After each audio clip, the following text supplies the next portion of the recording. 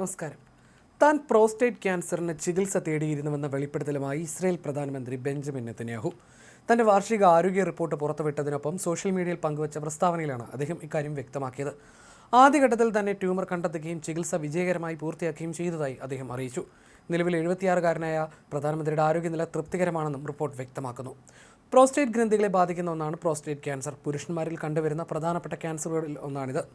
രക്തപരിശോധനകളും ശാരീരിക ക്ഷമതാ പരിശോധനകളും ഉൾപ്പെടെയുള്ളവയുടെ ഫലങ്ങൾ സാധാരണ നിലയിലാണെന്നും വെള്ളിയാഴ്ച പ്രധാനമന്ത്രിയുടെ ഓഫീസ് പുറത്തിറക്കിയ റിപ്പോർട്ടിലുണ്ട്. ആദ്യഘട്ടത്തിലുള്ള പ്രോസ്റ്റേറ്റ് ക്യാൻസറിന് വിജയകരമായി ചികിത്സ പൂർത്തിയാക്കിയ നെതന്യാഹു പൂർണ്ണ ആരോഗ്യവാനാണെന്നും ഓഫീസ് വ്യക്തമാക്കി. ഇതാദ്യമായാണ് അദ്ദേഹം ക്യാൻസർ ബാധിതനായിരുന്നുവെന്ന വിവരം പരസ്യമായി വെളിപ്പെടുത്തുന്നത്. നെതന്യാഹു പ്രോസ്റ്റേറ്റ് ഗ്രന്ഥിയുടെ വീക്കത്തിന് 2024 ഡിസംബർ 29-ന് ആദ്യ ശസ്ത്രക്രിയയ്ക്ക് വിധേയനായിരുന്നു.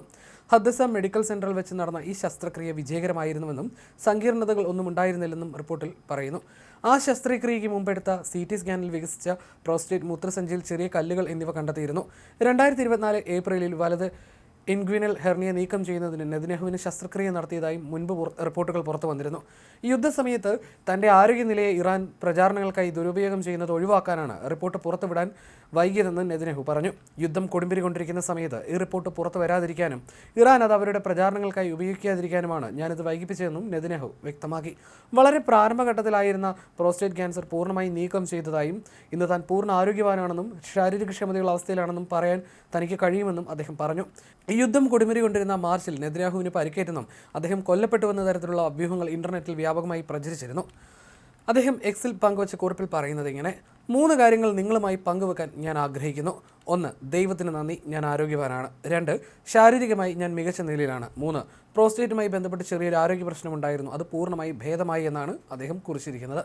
ഹദ്ദസ മെഡിക്കൽ സെന്ററിലെ ഷാരറ്റ് ഇൻസ്റ്റിറ്റ്യൂട്ട് ഡയറക്ടർ പ്രൊഫസർ പോപ്പോസറാണ് ചികിത്സയ്ക്ക് നേതൃത്വം നൽകിയത്. ആശുപത്രിയിലെ റേഡിയേഷൻ തെറാപ്പി യൂണിറ്റ് മേധാവി ഡോക്ടർ മാർക്ക് വിഗോഡ, ഇതേ ഇൻസ്റ്റിറ്റ്യൂട്ടിലെ ഡോക്ടർ സ്ട്രാഗ ഗാർസ് എന്നിവരും ചികിത്സയുടെ ഭാഗമായിരുന്നു.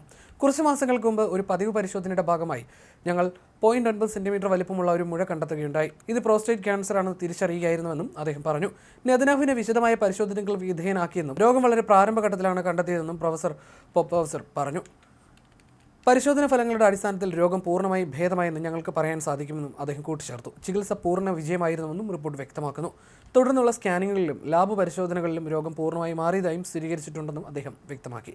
ഏറെ വൈകി തിരിച്ചറിയുന്ന രോഗമാണ് പ്രോസ്റ്റേറ്റ് അർബുദം. വ്യാപിക്കുന്ന വേളയിലാണ് പലപ്പോഴും ഇത് കണ്ടെത്തുന്നത്. പുരുഷന്മാരിൽ മൂത്രസഞ്ചിക്ക് താഴെ മൂത്രനാളക്കുഴലിനെ ആവരണം ചെയ്യുന്ന 20 മുതൽ 30 ഗ്രാം വരെ ഭാരമുള്ള ഗ്രന്ഥിയാണ് പ്രോസ്റ്റേറ്റ്. പുരുഷന്മാരിൽ കൂടുതൽ കണ്ടുവരുന്ന അർബുദബാധകളിൽ ഒന്നുകൂടിയാണിത്.